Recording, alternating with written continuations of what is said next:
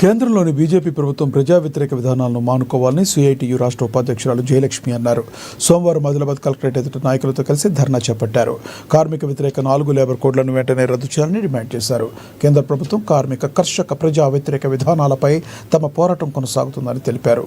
జీరాంజీ చట్టాన్ని రద్దు చేసి ఉపాధి హామీ చట్టాన్ని యథావిధిగా పునరుద్ధరించాలని కోరారు. ప్రభుత్వ రంగ సంస్థల ప్రైవేటీకరణను తక్షణమే ఆపాలన్నారు. విద్యుత్ సవరణ బిల్లు, వ్యవసాయ నల్ల చట్టాలను రద్దు చేయాలని డిమాండ్ చేశారు. ఆదిలాబాద్ జిల్లా కేంద్రంలో కేంద్ర కమిటీ, రాష్ట్ర కమిటీ పిలుపుల్లో భాగంగా సిఐటియు, రైతు సంఘం, వ్యవసాయ కార్మిక సంఘం 3 సంఘాల ఆధ్వర్యంలో ఈ 3 సంఘాల వెనకాల ఉన్న కష్టజీవులకు కేంద్ర ప్రభుత్వం వ్యతిరేకమైన విధానాలను తీసుకొస్తుంది, చట్టాలను తీసుకొస్తుంది, అట్లాగే రాష్ట్రాల హక్కుల్ని హరిస్తుంది.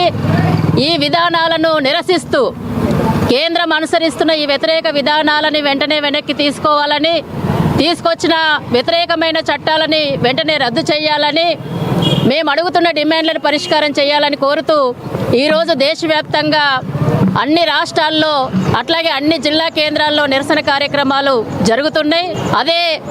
అందులో భాగంగా ఈరోజు ఆదిలాబాద్లో కూడా నిర్వహిస్తున్నాం. మరి ఈ సందర్భంగా మేము కేంద్ర ప్రభుత్వాన్ని అడుగుతున్నాం. కేంద్రంలో 2014లో అనేక హామీలు ఇచ్చింది, కేంద్రంలోకి వచ్చింది. కానీ 11 సంవత్సరాల కాలంలో ఏ ఒక్కటి కూడా అమలు చేయలేదు, పరిష్కారం చేయలేదు. పైగా వ్యతిరేకమైన విధానాలు అనేకం తీసుకొచ్చింది. మేము కనీస వేతనం మాకు గ్యారంటీ చేయండి, కార్మిక వర్గానికి కార్మిక చట్టాల పరిధిలోకి తేవాలని అడుగుతుంటే 29 కార్మిక చట్టాలను రద్దు చేసి 4 లేబర్ కోడ్లను తీసుకొచ్చింది.